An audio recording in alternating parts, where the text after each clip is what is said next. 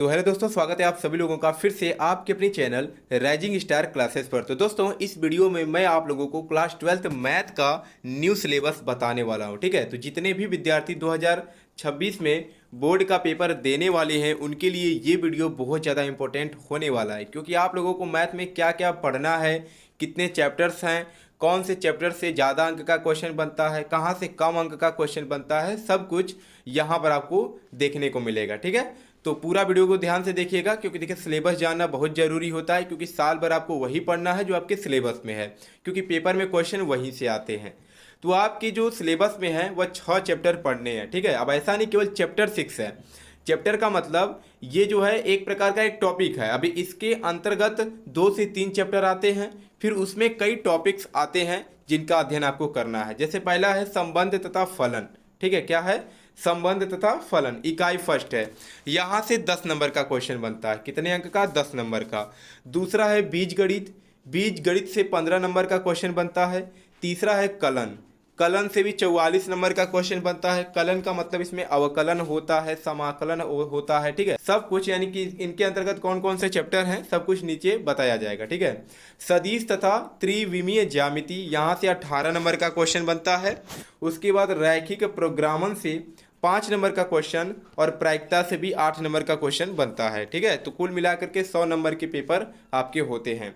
अब पहला इकाई था संबंध तथा फलन। इस इकाई के अंतर्गत 2 चैप्टर आते हैं। पहला संबंध तथा फलन आता है और दूसरा प्रतिलोम त्रिकोणमितीय फलन आता है। ठीक है, 2 चैप्टर आते हैं।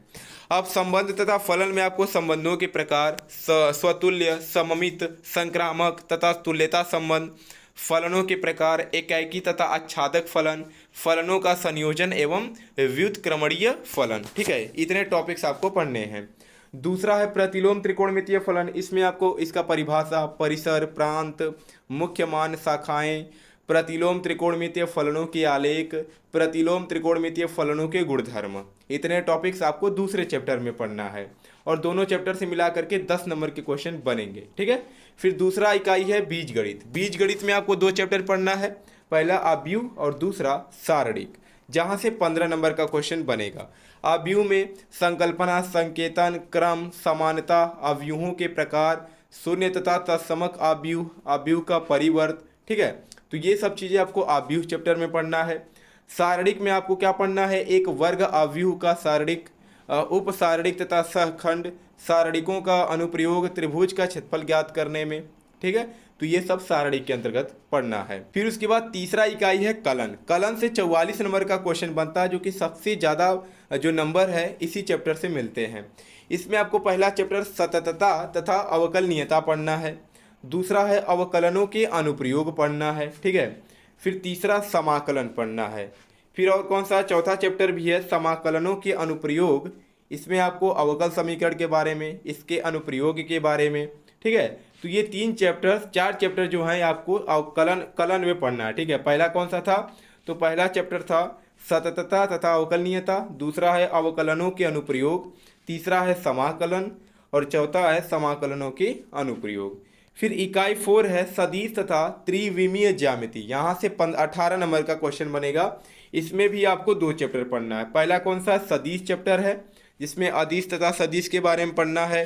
एक सदिश का परिमाण व दिशा, सदिशों के दिक् कोसाइन या दिक् अनुपात, सदिशों के प्रकार, ये सब चीज़ें आपको सदिश में पढ़ना है।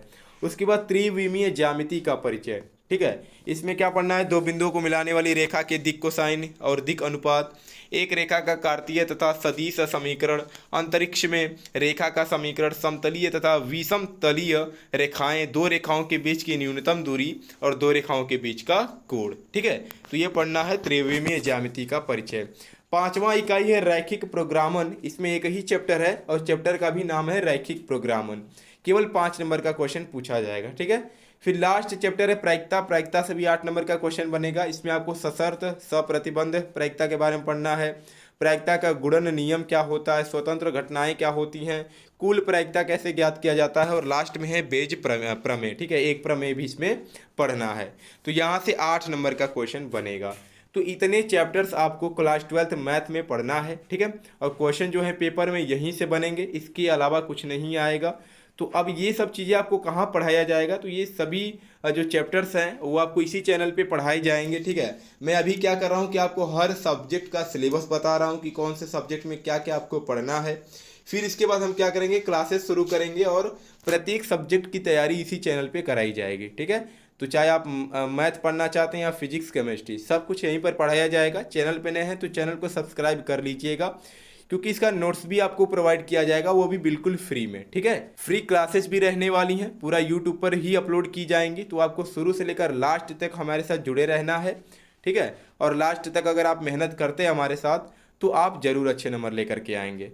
तो चलिए मिलते हैं नेक्स्ट वीडियो में एक नए टॉपिक के साथ, तब तक के लिए धन्यवाद।